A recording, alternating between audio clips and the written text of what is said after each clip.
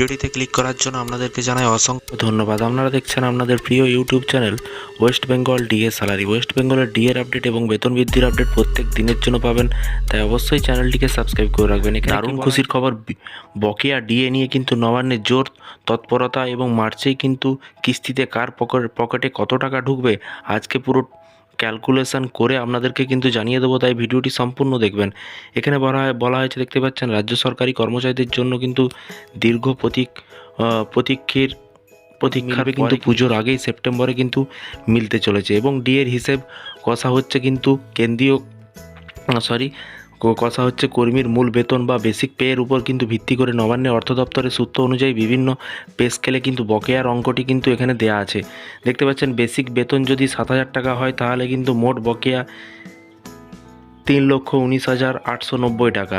March মাসে তারা কিন্তু পাবে হাফ টাকা এবং 10,000 টাকা বেতন হলে 4,57,000, 15,000 টাকা বেতন হলে 6,85,000 এবং এখানে কিন্তু পুরো ক্যালকুলেশন কিন্তু করে দেওয়া আছে, আপনারা দেখতেই পাচ্ছেন। এবং এখানে বলা হয়েছে যাদের পঞ্চম বেতন কমিশনের স্কেল এ বেসিক 6,600 টাকা ছিল, ইনক্রিমেন্ট মিলিয়ে তাদের 7,000 টাকা বেসিক ধরে 4 বছরের বকেয়া দাঁড়াচ্ছে 1,49,400 টাকা, অর্থাৎ মার্চ মাসে তারা 700 টাকা পেতে পারে।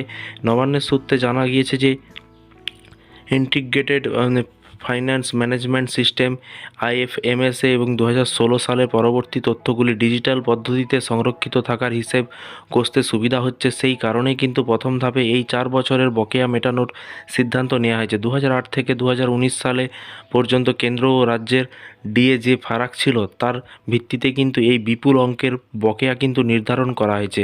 এখানে আরও বলা হয়েছে, সরকারি বিজ্ঞপ্তি অনুযায়ী 2016 সালের 31 মার্চের মধ্যে পেনশনভোগীদের ব্যাংক অ্যাকাউন্টে এই অর্থ কিন্তু সরাসরি জমা পড়বে।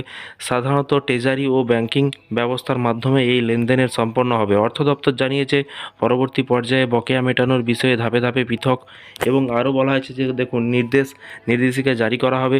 দীর্ঘদিন আইনি লড়াই আন্দোলনের পর অ্যাকাউন্টে মোটা অঙ্কের টাকা ঢোকার খবরে স্বাভাবিকভাবেই কিন্তু খুশির হওয়া সরকারি কর্মচারী মহলে।